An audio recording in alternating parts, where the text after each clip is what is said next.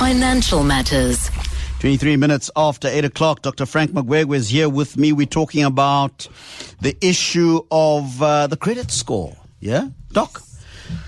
You and I have had conversations about the credit score. We've had conversations around this world of credit that people can enter into that gives them access to untold amounts of money.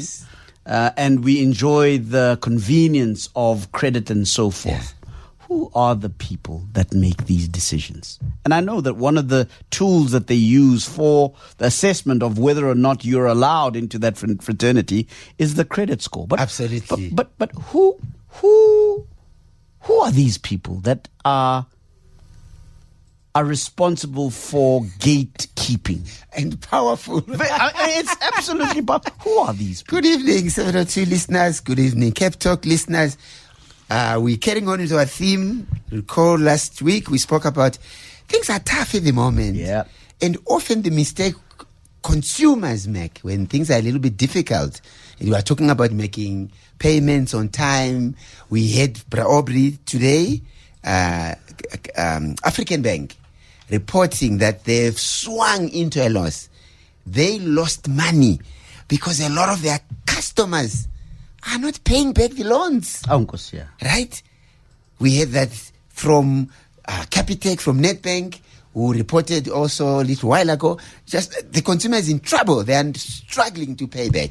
And so we want to continue the theme of saying, even if things are tough, one of the goals that one have is to say, I must try to maintain this credit score. And you're asking me, what is this credit score? So I want to start at a country level to remind people what is a credit score and who are these people. You would know, Bra Aubrey, it's quiet for now.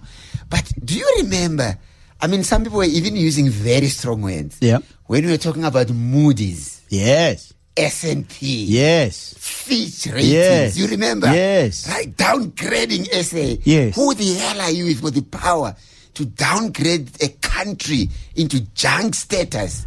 Then we pay a lot of interest. Do you remember the anger? I remember around that the anger, time, yes. Right? So, and then there were those that were saying, these people, don't worry about them. Yes. Yeah, there's nothing here. Yeah. And do you remember the minister who says they downgrade us and then the rand falls to the floor? We will pick it up. Yeah. Hey, we digress. Let's go to the focus for today. So we have these big organizations, right, bro? Fitch, S&P. What are they doing? They do two things. They give a country a credit score. And they call it AAA, they call it AA, they call it junk status. They are basically saying, we're measuring your credit worth in South Africa. If we give you a loan, we think this is the risk associated with you being able to pay back that loan. They do the same for companies, right? They assess whether a company, if it gets a loan, can it pay it back in time? And so the very same idea happens to us as individuals. And I started at the country level to show, because you're asking, who are they? There are very few global companies, Obs, very powerful. So we have in South Africa... Why are they so powerful? In other words, why is what they say considered to be credible? In other words, yes. If a Fitch or any of those companies, any of those rating companies says South Africa is really not credible enough in terms of, on the basis of what information, informed by what? So they've developed, I guess it's a number of things, bro. So one is credibility, just in terms of they've been around for a long time, and yes, they make mistakes now and again, but generally the models that they use to analyze the credit worthiness of countries and companies, people have come to trust them. They are a good indicator. So instead of the IMF, instead of the World Bank coming up and starting building their own models to be able to determine who should I give a loan or not, they start with those. They do their own other analysis, but it's almost like probably someone has it started the analysis. They give you a sense of, if you give this person money, the likelihood of them paying it back is the following. If you take it to individual, perhaps thinking the long time ago, how did you get a loan? Banks needed to have relationship with customers, right? Yeah. Where the bank manager knew you, perhaps. Yes. Right? But the world has become so complex. It's not possible to get a loan on the basis of, you sit, you discuss, and then the bank manager makes a decision, yay or nay. So what these organizations have done, they've said, no, we're going to try to put a little bit of science into this thing. They build models. Some of them have been around. Big data. They've been around for 8 years, 9 years, right? And because it's very expensive as well to develop these models, to hire people who have the skills to use this big data to come up with these, they're called credit scoring models that says, we give Aubrey, he works at 702, he earns this much, he's been working for this long. If we look at what he earns now, if we look at the credit that he has used before, if you give him money today, his likelihood of paying is the following. And that's captured by a number called the credit score that we will talk about. So what they managed to do was to build these things, and they, to a large extent, work well. And then they went to banks, right? Financial services companies. Then they went to clothing retailers and say, we have solved the problem for you. Instead of you sitting with Aubrey and Frank and Chris and Tateng and trying to figure out whether you must give them a loan or not, whether it's a home loan or car loan, just put their ID number into our system. We go and find out how has Aubrey and Frank been behaving from the first time they started accessing credit. We crunch this data. We tell you whether you should give them a loan or not. Right? So their clients are banks. Who pays these people? Banks. So the big clients are banks. So banks, instead of relying only on their models, they use some of their own models. They jointly develop their own models with these big organizations. Right? And so one of their biggest customer who pays them, it's a Nedbank, it's a Standard Bank, it's a Capitec, saying, do it for me. I just want history of how this consumer is behaving, because he's not only using my money as Capitec, he's not only using me as Capitec, right? He's buying clothes somewhere, he's got a credit card, he's got other use of credit that's not only with me as a bank. So you give me a holistic picture. Now, the interesting thing, Bra Ops, what makes them powerful, your question earlier, is information, is data. So, Bra Ops, when you go and you say, hey, bank, Nedbank, give me a credit card. In the T's and C's, what do they say? There's a small thing that says, you are giving us permission to tell a credit bureau, that's what you call them, how you behave with this credit card. Do you pay on time? And then you go to Markham's and you say, please, can I get a clothing account? In the T's and C's, you are giving us permission to report how you manage this account to a credit bureau. Oh, let me just see if I'm still with you. Yeah. As in the case of countries and large multinational conglomerates, there are companies such as what did you call them? These rating agencies. Then they are Fitch, S&P, Moody's. Those are the big ones. Those would be the credit bureaus at the level of countries 100%. And multinationals. Yes. But at the level of the individual. Yes. Frank, Chris, Tateng. Then you are talking about the credit bureaus. TransUnion. These are the companies. ClearScore. Yes. CompuScan. And they operate Experian. In the same way that those big ones that deal with countries and large conglomerates, they use the similar principles. Absolutely. And maybe in the world also. And maybe similar models. Oh, yeah, absolutely. To check your credit at an individual level. Yeah, to check your credit score. Creditworthiness. Creditworthiness. That's the one. Yeah. Yes. Yeah. Okay. And you can see that you think of TransUnion, big USA corporate that's across the world. You think of Experian, big international company in SA, in Southern Africa and other jurisdictions. We've got our own homegrown, but it has now merged with Experian, CompuScan. Our other homegrown, a little bit smaller, XDS. Banks have started building their own models and also being credit bureaus so that they also are able to track your credit score. So essentially what you have is you've got these gatekeepers. You've got these organizations that give us the passport to credit. So just like a passport says, you want to go to Lesotho, you can't just go to Lesotho. No, you can't. At the border, they want a passport. Yeah. You want to go to Zim. It's exactly. You want a loan to buy a car. You can't just get it. What's your score? You want a loan to buy a house. What's your score? You want a personal loan. What is? So it's this important tool. Because it gives you access to a particular world. Yes. And this world is the world of credit. Loans, credit cards, personal loans. Which before you enter, you are not able to access. Correct. So in my mind, if you can perhaps just walk with me, Doc. Yeah. It's almost as if there are two worlds here. There's the world of me and you that buys things cash. Yes.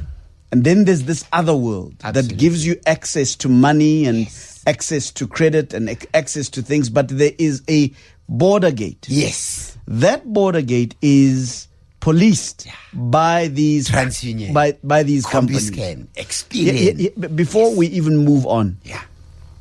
are the models that they use objective? In other words, are the ways by which they come to a conclusion that Masango is worthy to enter into this space, could they be understood to be objective? That they are not subject to what color I am, not subject to what job I do. They're not subject. Are there such issues that may be subjective as to whether or not Aubrey can enter this world of credit? Lovely question. So they try hard, Bra Obs, to make it objective. There are some elements that we, for example, at GIBS, will study and do research on these. We want certain things to improve. But before we get there, let me tell you how they try to make them objective. Yeah. So we've said, who are these people? We've described them. Yeah. Let's say, how do they do it? They say, forget about Frank, forget about the things, color, gender, whatever. I am going to look at 5 things.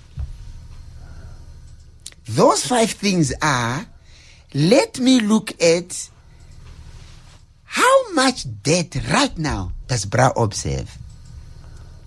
I add up everything he owes people. I'm going to take that into account. Number 1. Then they go number 2. How does he pay it? Remember last week we said even 68 Rand 28 cents. You must pay it on time. Yes. They take that into account. Yes. How does Aubrey pay his debt? Does he pay on time this obligation? Yeah. Right? Then they go number 3. They say, what type of debt does Aubrey have? Is it debt to buy a car? Right? Is it to buy a home? Is it a personal loan to go on holiday, for example? Because those matter, right? Then they even go further, perhaps. And then they say, how long has Aubrey been using credit? Hey, I don't have enough history to see how he behaves. Or it's 30 years, or it's 15 years. Then they also go further, number 5, and they say, wait a minute. How frequent is he trying to get loans? Right? Because every time you approach a bank to get a loan, they go and check. You give them permission. You say, I want a personal loan, or you say, I want a home loan, or you say, I want a car loan. They say, okay, thank you very much. Give us your ID number. Can we check? You give them permission. They put your ID number on a system they work with, typically a TransUnion system and Experian, right, with a partnership with the credit bureau. And then they will see how. Kandu Aubrey also has been trying to get a home loan. Isololoko Aubrey was trying to get a personal loan. Hi, but there's something going on here. Yeah, this man lives on credit. He lives on credit like that conquer body of yours, right? Yeah, exactly. Hey, I must tell you about that man. He's having a few problems. In that he has lost his job. Can you imagine? Oh my goodness! In this environment, yeah, he's lost his job. That brother of mine, and one of the things that he is having to contemplate now is what does he do with his monthly expenses? He lives in a very beautiful house in a nice suburb. He's got 2 beautiful cars. His children go to nice schools and so forth.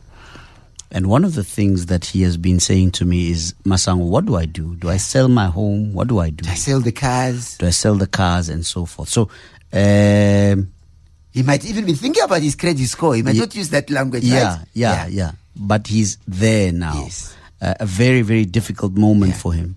In fact, even the Jameson is not performing its usual effect on him. Too much stress. Yeah, it's lots of stress. In fact, the other day he said to me that he finished 2 bottles of the stuff. So indeed, that friend of mine is in trouble at the moment. So these are real matters. These are real matters. These are real matters. Thinking, I can't pay. Yeah. And therefore, one of the factors we've just said is, do you pay on time? Yeah. How much do you owe, to just recap them? Yeah. What do you owe on? Is it a microwave? Yeah. Because you can get a loan to do that, right? Yes. Is it just a personal loan you got? Is it furniture? Yes. They take that into. How long have we given you a passport? How long have you had a passport when Abrahams? So how long have you been using credit? Right. How frequent are you trying to get credit? So they use those to be objective. But immediately when you look at those 5, there are question marks on them. They are quite objective. But there's a question that I thought that they'd also be asking. Yeah. Which you haven't mentioned. Yeah. What is his income? They do indirectly. Yes, yeah. Okay. So they don't put it as the 5 or 6 factors to determine the score. Yes. Because how you pay, how much credit you have is indirectly related to your income. Yeah. So they even look at the job that we have as well. They're quite right. Okay. They look at the type of job that we have. They also look at the income as well. Okay. But the big factors are those 5. So what you see in terms of weakness, for example, is, and we have mentioned it on this show before, that world, for you to get into it, right, you need to have used credit at some point. Yes. So if you are a person who only uses cash, the objective factors, they don't apply to you. Right. Because you don't have the debt, you don't have the history, Yes. you're not always trying to check and see if you can get good deals on loans. Yes. So when we do research at GIBS, for example, one of the weaknesses we say is credit scoring models are problematic in that they work for people who are already with a history of credit. Yes. People who are running a spaza shop or a side hustle in the township who use cash. They have cash. They can show you how much cash goes in and out of their business, but the model says, oh, you have never had credit, so I'm not going to give you access. We don't know enough about the passport. We don't know so enough we can't about give you They a deny. passport. They decline your passport. Yeah. Yes. Yeah. So that's one of the weaknesses, but they strive to make it objective. Right. So give us a call, 011-883-0702. We're talking about that elusive credit score, that passport into the world of credit. And I'd love to hear your questions around this world and the criteria for whether you enter into that world or not. And indeed, whether you've had any problems entering into that world. Perhaps leaving that world, because there's people that are saying, listen, I don't want to be part of that world anymore. Yes. I want to leave that credit world behind. And we can talk about that in a few moments' time. But what then, again, in this economic environment where people are losing their jobs, where people can't just drink enough bottles of Jameson to calm them down. In fact, he was saying to me that his wife doesn't even want to talk to him anymore. So it looks like even at the relationship level, these issues are impacting. The relationship in the house, What then do you do? Do you want to stay in that credit world under these circumstances? And that's so interesting, Bra Ops, because let's stick with the idea of a passport. What happens? Like now, I had the minister. I didn't know that the minister has power to revoke someone's passport. Yeah, no, of course. Now we know it can be revoked, right? Yes. Gone. Yeah. What does it mean? You can't go to Lesotho. Yeah. You can't go to Tanzania. Yeah. You can't go to Kenya. So when you exit the world, just know it's going to be very hard to come back. Because I no longer have history. You don't have the passport. I don't know how you're paying on time. I don't know how much debt you have. You've been doing a lot of stuff on cash, right? So it's very important when someone says, I want to exit that world, just know the consequences. And it's not only the passport, Braobs, to access the world. Because it's some sort of measure of trust and trustworthiness.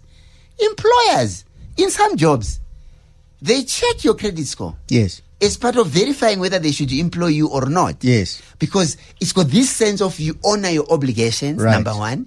Number two, perhaps you're not struggling financially. So jobs that might expose you to fraud, like being a bank teller, they definitely check credit scores. Of course. Not only once, regularly. Right? A bad credit score can mean you struggle to get a job because you may be susceptible so to credit fraud. score is not just for access to credit. No. But it is also for access to employment in that space. In certain jobs, correct. So here's the question. What is a healthy credit score? I was waiting so that. Did you see that, Chris? I was like, hey man, when is he getting Is that the one you were asking for? I want the number. How do I know? Because I'm sure our listeners are wondering. What's a good one? Tell me. Yes. So it ranges from 0, terrible. You no passport. Yes. The minister has revoked it. Yeah. In fact, they come to beat you up. They take it. Yeah? To 8,000. Aye, Baba. You're walking on water. 1,000. Okay. You say, I want a loan. They say, how much? How much? Here's more money. Yeah. So 0 to 1,000. Okay. Right? On average, right, you'd find that the different bureaus, maybe 0 to 750, 0 to 1,000. But the important thing is the higher the score, the better. So they've taken those 5 factors, Braobs, and they've crunched them into one number. When we say, Braobs, 682, the bank already says, yeah, no, give Masango money. He's going to pay back on time. I don't think there's going to be issues. When you say, how, Magwegwe 151, run away. Do not give that person money.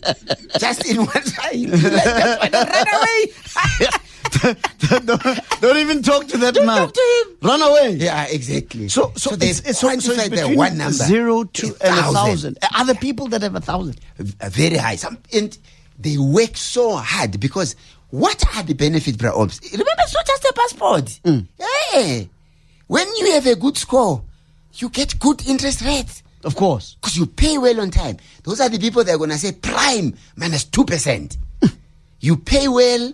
So they're almost paying you for taking money. They say take money, but we're gonna make it less expensive compared to a person with a lower credit who's risky.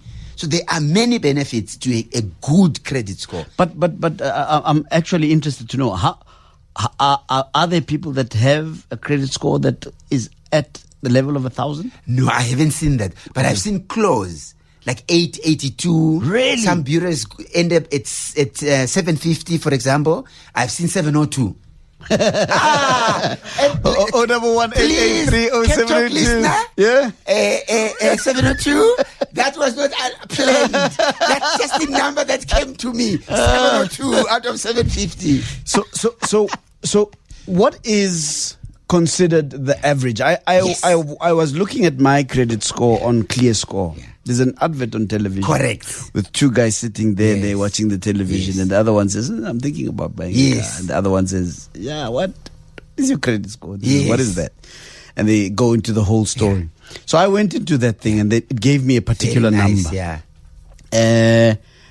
What is an average good credit score? Yeah. And what are the reasons that make you say so? Yeah, so I would say, if you think in SA, so let's stick with 1,000, it's easier. Yeah. So that you don't have to worry about which bureau ended at 750, let's say 1,000. Yeah. So if you think of a score of 1,000, about between 600, 650.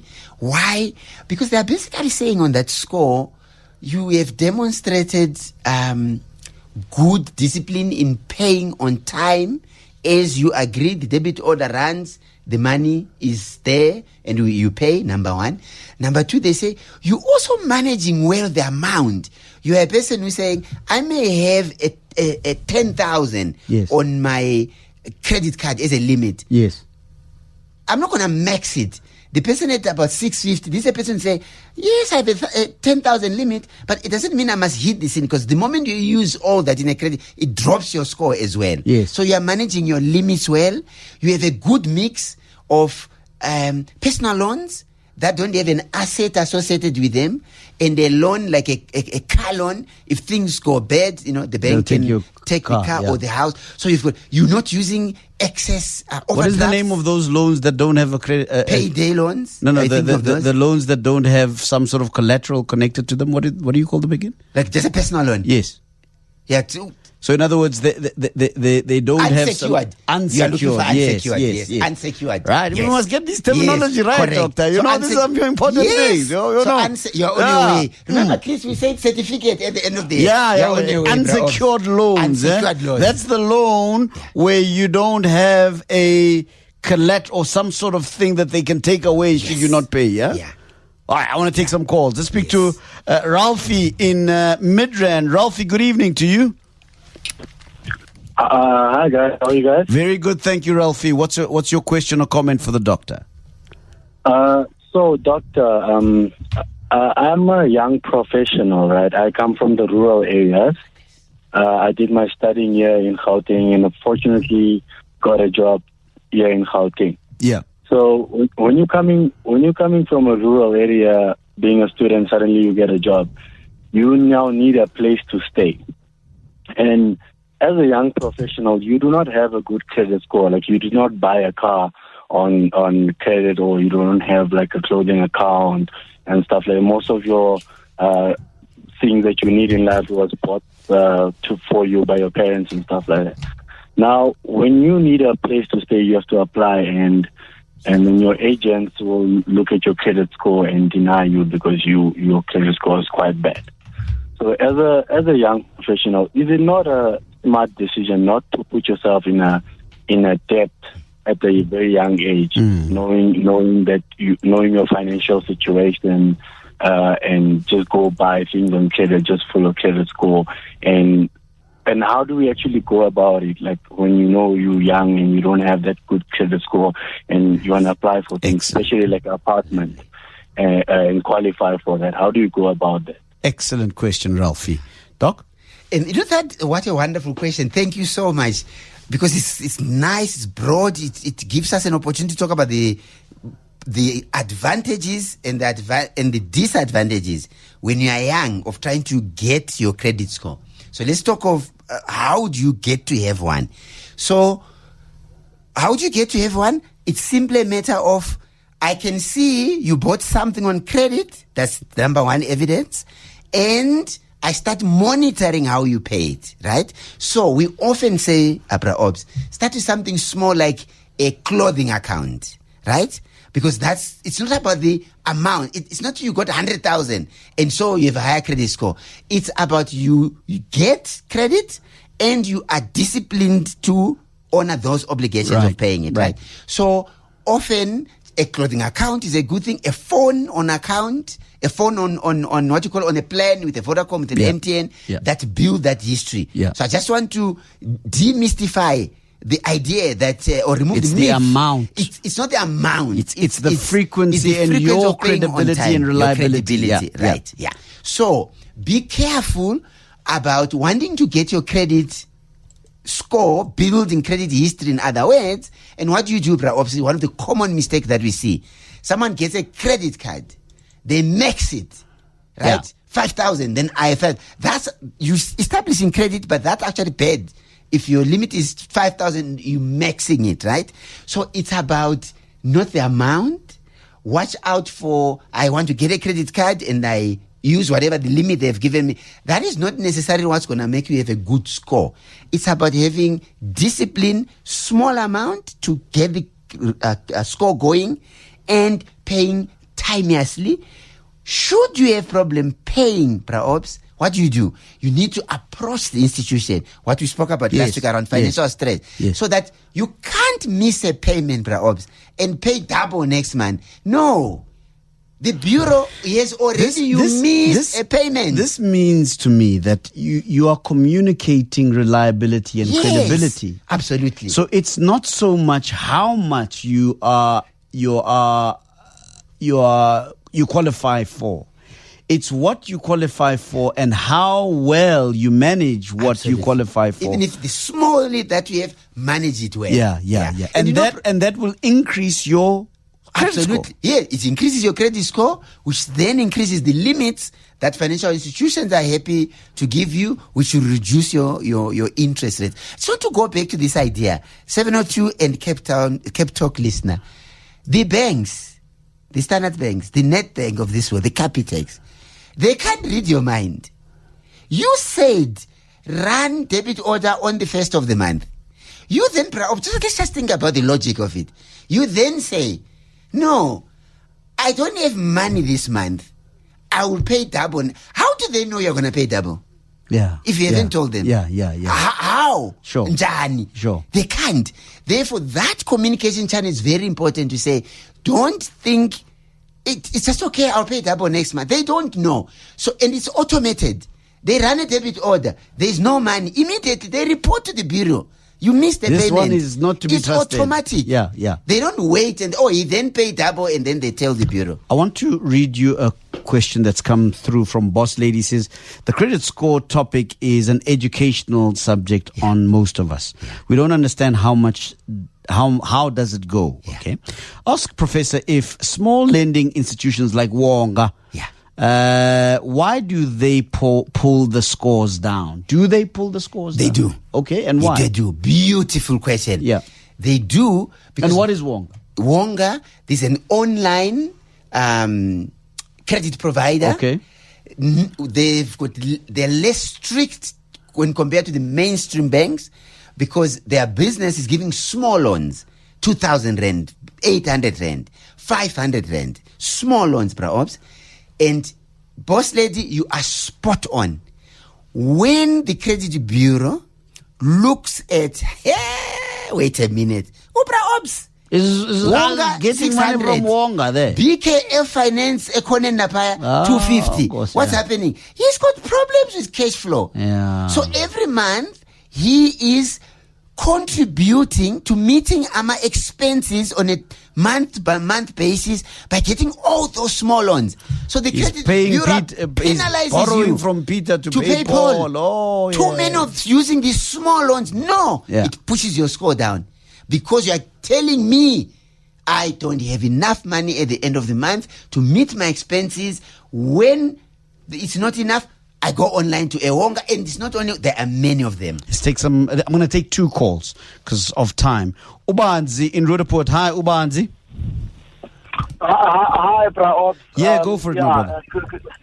Great topic you guys are discussing. So my question is, right, in terms of employers looking at your credit score, so one finds themselves being retrenched, right? And with the small amount of money that you're getting from the package the severance package that you're getting, you prioritize, right? You say, okay, let me pay off my bond, let me pay off this and that, and suddenly you find yourself without cash, right? And you're still looking for work because you've been retrenched. Yes. Now, my question is, when employers start looking at your credit score, and you're in a situation where you've been retrenched, you're looking for work, in the meantime, your credit score is taking a dive, what recourse do you have as an individual to say to your potential employer?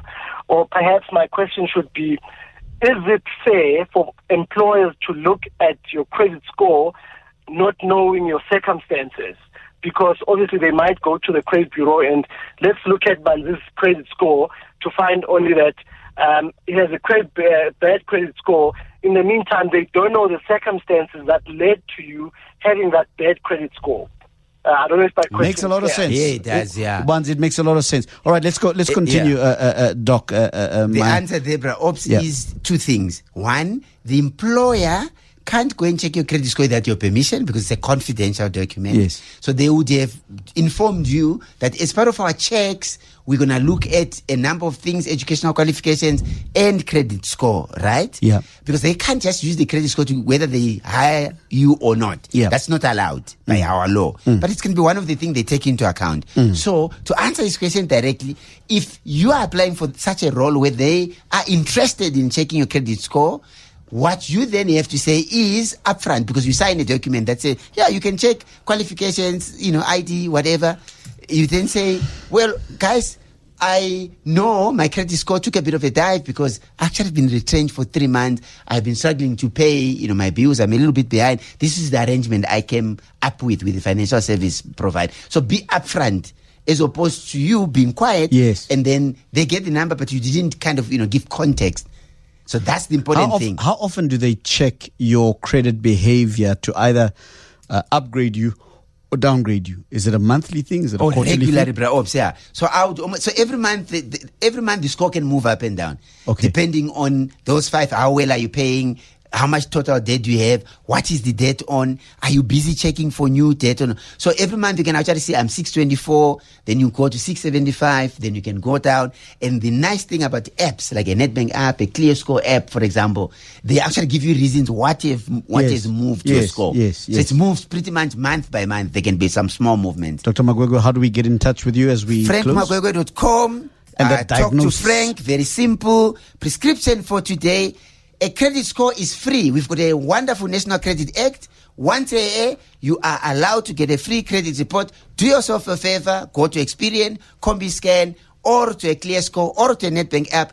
Get your credit score, the passport to credit. ZimXT says credit score is the chains of modern slavery. It's Proverbs 22 verse 7. It can be. The rich rules over the poor and the borrower is the slave of the lender, says ZimXT. So we've got to be careful. It can be. About how we deal with credit. Absolutely. Because it can make true for you It, Proverbs 22 verse 7, as ZimXT says. That's a good one.